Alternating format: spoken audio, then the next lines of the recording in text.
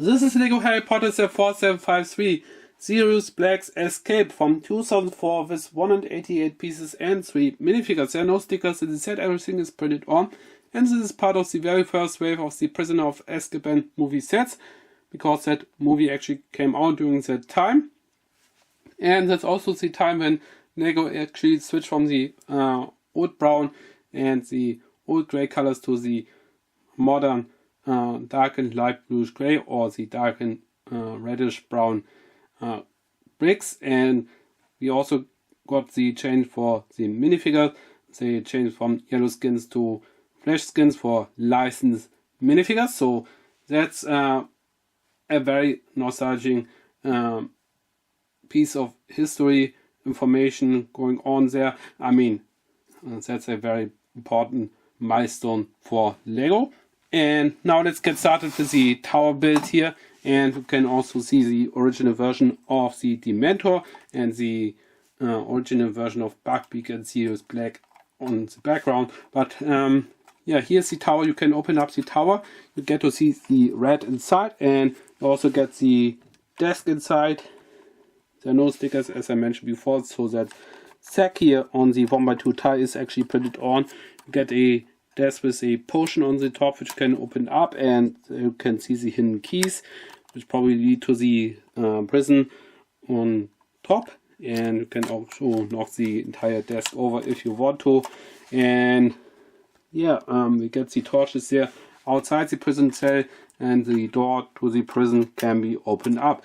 Here's the interior, and there's not a whole lot going on there other than the torch here, and you get a table here with a chalice, and that's about it. So very simple build, nice addition to a Lego Harry Potter collection for sure.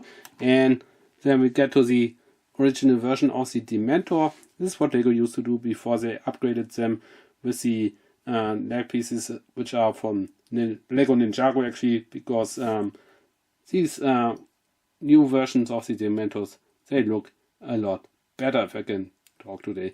And we get the cape here, and then we have the face here without the hood. I mean, yeah, that's what Lego used to do for Dementors.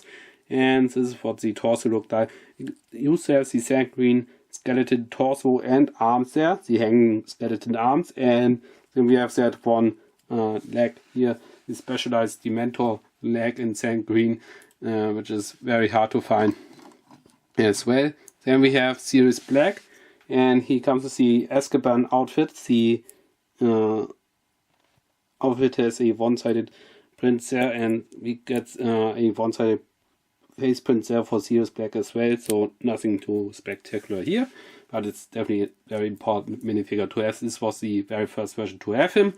And then we have Harry Potter, and they also went away from the stars printed on the capes to the regular black capes, and they still used to have the long wands and the long legs for these minifigures, and they didn't have the logo for the houses there on the uniforms. So there's Harry with the hairpiece on and removed. And lastly, we definitely get to see Buckbeak. We get a movable head there and the movable wings. And we had two versions of him. The other one came in a smaller set. I think it was 4750, Draco's encounter with Buckbeak, I think it was.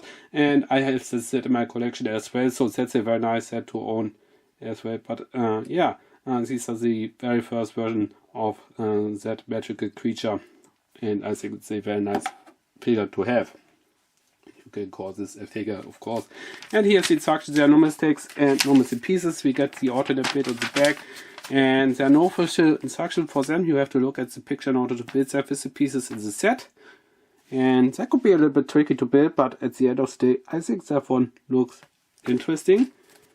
So let me know in the comments down below what do you think of that. And here you can see the other Harry Potter sets which Lego released during that time as well.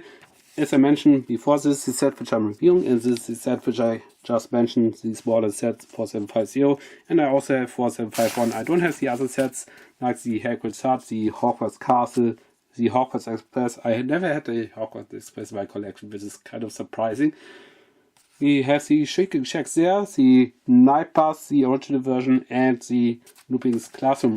I wonder if there could be an 18 plus version of the Night Bus at some point in the future. That would be really cool to see for the Lego Harry Potter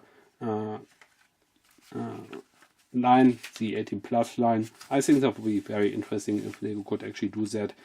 I think that would be a very cool set for sure, and I'm pretty sure that set would actually sell like crazy. And yeah, let's get to the box. Yeah, very nicely done. And here's the back of the box. And we also get to see a smaller picture of the alternate build. I mean, I think could be a little bit harder to figure out where pieces actually go just by looking at just one tiny picture here, as you can see there, other than looking at the picture on the instruction. But at the end of the day, I think it's a very nice print there for the box. I think makes a lot of sense. Yeah, it's also the time when Lego actually used to phase out the alternate builds on the back of the boxes and the instructions as well. So that's kind of sad moment.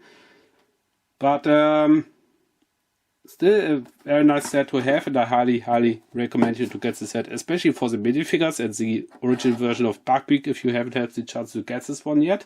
And in the meantime, please like, comment, subscribe. Don't forget to check out my playlist of the Lego Harry Potter videos I've uploaded there.